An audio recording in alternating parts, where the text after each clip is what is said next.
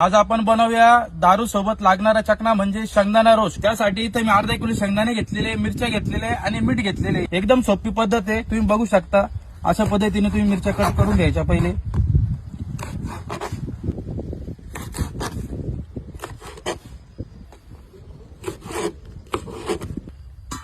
आपण सर्वात पहिले आता शेंगदाणे भाजून घेऊ।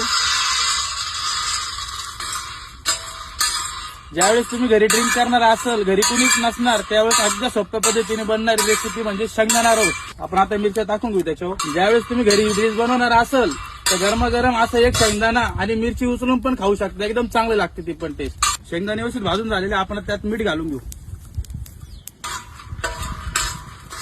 आपण आता पाण्याचा शिपका मारून घेऊ त्याच्यावर।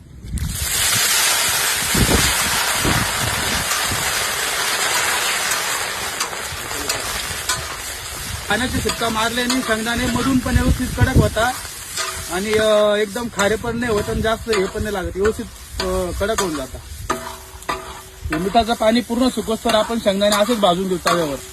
हा चकना आपला एकदा जर भरून ठेवला तर तुम्ही 8 दिवस रोज दारू सोबत खाऊ शकता, कारण की हा चकना खराब होत नाहीये।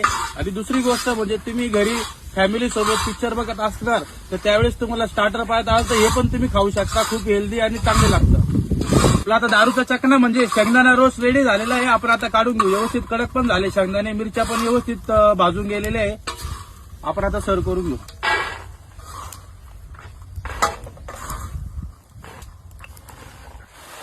आपण आता शेंगदाण्यांचं आहे ना मध्ये राहिलेलं उरलेलं मीठ काढून घेऊ।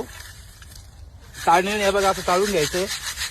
मी पाणी घेतलेलं आहे खाली मीठ, कारण की पाण्यामध्ये टाकता, खाली नाही टाकती।